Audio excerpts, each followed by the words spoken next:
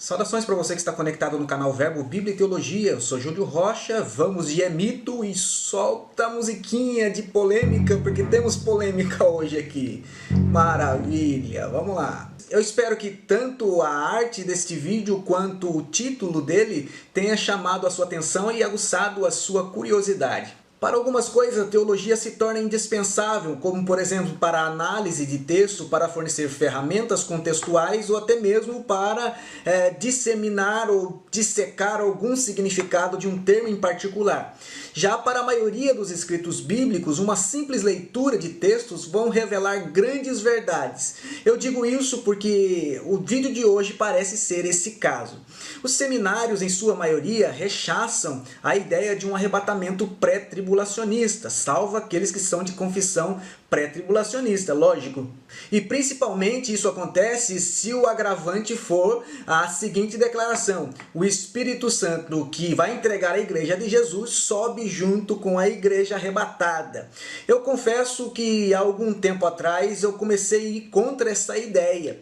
Afinal de contas, o Espírito Santo vai subir com a igreja ou não? Nós vamos chamar a vinheta, são 10 segundinhos, tempo para você se inscrever no canal se você não é inscrito e também deixar o seu like aí para ajudar o canal a crescer. Voltamos já.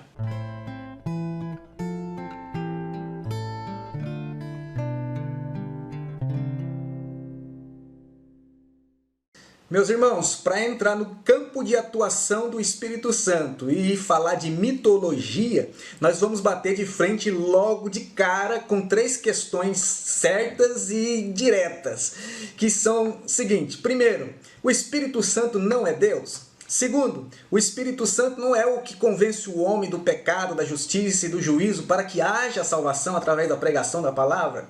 Em terceiro, o Espírito Santo não é o que protege a igreja? A resposta é sim para todas essas questões, mas mesmo assim as Escrituras ainda parecem afirmar que ele subirá com a igreja. Falta de discernimento, falta de conhecimento, falta de perspicácia, falta de bom senso, falta de teologia, falta de sã doutrina. Calma, JP, a prerrogativa aqui é simples. Calma, muita calma nessa hora. Vamos lá. A premissa é essa aqui: se a sistemática diz que ele não pode subir porque ele é onipotente, então também ele não poderia ter descido, não é verdade? Afinal, ele não é Deus. Se ele é onipresente, onisciente, onipotente, e se ele não pode subir, ele também não poderia descer. Mas eu gostaria que vocês analisassem comigo alguns textos que eu encontrei na Bíblia e que me fizeram mudar de ideia. O Evangelho de São João, capítulo 16, verso 7, verso 8 e verso 13, nós encontramos agora de forma mais direta: todavia digo-vos a verdade, que vos convém que eu vá. Olha aí, Jesus está dizendo, eu preciso ir, porque se eu não for, o Consolador não virá até vós. Mas quando eu for, vou-lo enviarei. A nossa tradição diz que o Espírito Santo não pode subir porque ele é onipresente, mas Jesus está falando que ele desceu, porque Jesus precisava subir para ele descer. Continuemos. E quando ele vier, ou seja, quando ele descer, convencerá o mundo do pecado e da justiça e do juízo. Verso 13. Mas quando vier, novamente o verbo aí, tá no futuro, né, projetando. Quando vier aquele Espírito da verdade, ele vos guiará em toda a verdade, porque não falará de si mesmo, mas dirá tudo quanto tiver ouvido e vos anunciará o que há de vir. Essa aparente contradição parece ficar um pouquinho mais intensiva quando nós lemos, por exemplo, Atos capítulo 8, verso 14 ao verso 17, que nos diz assim: os apóstolos, pois, que estavam em Jerusalém, ouvindo que Samaria recebera a palavra de Deus, enviaram para lá Pedro e João, os quais, tendo descido, oraram por eles para que recebessem o Espírito Santo. Olha, o Espírito Santo já tinha descido no dia de Pentecoste. E aí o narrador Lucas abre um parêntese nessa narrativa para dizer: porque sobre nenhum deles tinha ainda descido. Olha que complicação. Porque nenhum deles tinha ainda descido, mas somente eram batizados em nome do Senhor Jesus. Então lhes impuseram a mão e receberam o Espírito Santo. Veja, irmão, que coisa. Já tinha sido derramado o Espírito Santo em Pentecoste. agora em Samaria foi derramado de novo. Ou, quer dizer, não pode subir, mas desceu. E não pode subir, mas já foi derramado 2 vezes. Uma a mais do que no cenáculo. Como é que explica isso? Na verdade, não vou explicar isso agora, eu vou piorar um pouquinho mais ainda. Atos capítulo 10, verso 44, a narrativa de Lucas diz assim a respeito de Pedro. E dizendo Pedro ainda essas coisas, caiu o Espírito Santo. Ele não só sobe, como desce, como cai. Né? Como é que fica um negócio desse? Vamos lá, irmãos, vamos acalmar o JP aqui, senão ele vai me queimar. Antes de qualquer coisa, em primeiro lugar, nós precisamos entender que o ministério da igreja, na dispensação da graça, termina com o arrebatamento dela, o arrebatamento da igreja. Esse arrebatamento é iminente, não precisa de sinais, não precisa de aviso, porque Jesus falou que não sabemos o dia nem hora. E essa iminência se dará na vinda de Jesus para arrebatar a sua igreja, assim como se deu na inauguração da igreja. Estavam orando lá 10 dias, ninguém avisou nada, de repente veio o som do céu. Atos 2 e 4 fala bem sobre isso. E se lermos essa passagem que eu acabei de citar, de Atos 2 e 4, onde Pedro posteriormente vai citar Joel 2 e 28, que o Espírito Santo seria derramado sobre todos, contrastando sobretudo com a promessa de Cristo, lá em Atos capítulo 1, verso 11, aonde os anjos prometeram que Cristo viria da maneira como ele tinha ido para o céu.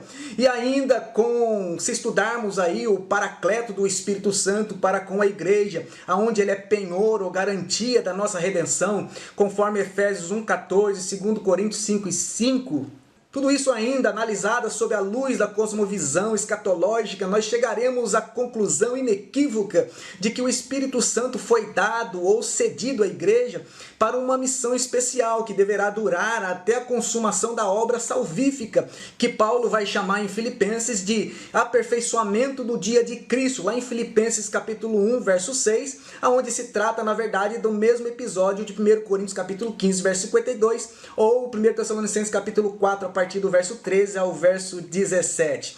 Ou seja, essa atuação do Espírito Santo de tutoria, de proteção e de retenção da maldade, conforme 2 Tessalonicenses capítulo 2, verso 1 ao verso 8, é exclusividade da igreja e de mais ninguém. Amém, irmãos? Em segundo lugar, é preciso entender o conceito da coisa. Subir, descer, o Espírito ser enviado, o Espírito subir com a igreja, o Espírito ser derramado, o Espírito cair sobre as pessoas. Nós precisamos entender, irmãos, que a intenção da fala no contexto e na cultura da época é que vão dizer o que o autor realmente quis dizer com aquilo e qual o sentido do texto. Se o Espírito Santo sempre foi Deus e sempre esteve tanto na terra quanto no céu, porque ele é onipresente, porque Jesus prometeu que ele seria enviado? Logicamente, irmãos, aqui se trata de uma figura de linguagem, amém? Para que os discípulos assimilassem naquela época a forma e o impacto com o qual o Espírito Santo tinha agido sob o comando e sob a ordem de Jesus. Na verdade, a assimilação que os discípulos precisavam ter, segundo o enfoque que Lucas deu à narrativa, é para que eles assimilassem a ideia de um início de uma nova dispensação e uma atuação específica tanto do Espírito Santo quanto da igreja. Na verdade, quando nós dizemos que o Espírito Santo subirá com a igreja, nós usamos o mesmo contexto, o mesmo princípio que Jesus usou ao dizer que ele desceria, ao dizer que ele seria enviado. Apenas nós aplicamos aqui a ordem reversa do que Jesus falou.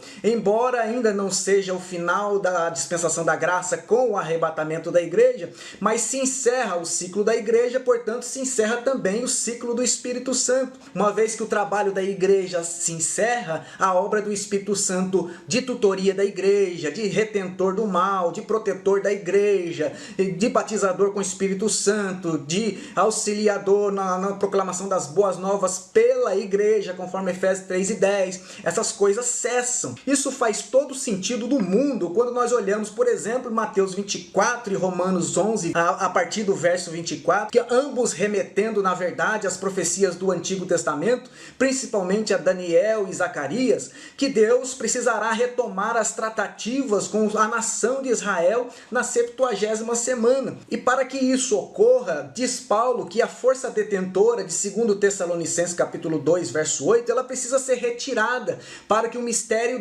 iniquidade se revele, para que o iníquo seja revelado. Maravilhosamente, toda a conjunção bibliológica dessas citações que eu acabei de falar aqui corrobora tanto a realidade da 70ª semana, que ainda não ocorreu, e o arrebatamento da igreja. Amém, irmãos? Portanto, pelo conceito de atuação do Espírito Santo em cenários diferentes, em tratativas diferentes, com pessoas diferentes, de formas diferentes, é mito dizer que o Espírito Santo não sobe com a igreja. A Bíblia diz diferente. O que a Bíblia ressalta é que as diversas manifestações do Espírito através da igreja cessarão num cenário para o que o plano de Deus para com outro povo, em outro cenário, ele possa ser efetivado. E por isso também o ensino ortodoxo, entenda-se bíblico, genuinamente bíblico, de João, Evangelho, capítulo 3, verso 36, 1 Tessalonicenses, capítulo 1, verso 10, 5, 9, Apocalipse 3, 10 e outros, expressam a realidade de que a igreja não estará aqui na terra quando a grande tribulação iniciar. Eu diria, um momento antes disso, ela será retirada, conforme 1 Coríntios capítulo 15, verso 52. Polêmico esse vídeo, hein? Necessário muito cuidado para não embananar a cabeça das pessoas. Esse vídeo foi útil para você? Será que ele também não pode ser útil para outras pessoas? Se isso for possível, eu peço que você compartilhe os nossos vídeos, se inscreva em nosso canal e curta os nossos vídeos também para ajudar o canal a crescer. Nos abençoe nesta área, é um clique só, são segundos que você gasta, não te custa nada e nos abençoa bastante. Você interagindo com o canal, você nos ajudará a evangelizar pessoas, bem como a reforçar a fé dos irmãos em Cristo Jesus. No mais, que Deus vos abençoe e até o próximo vídeo, se Deus quiser.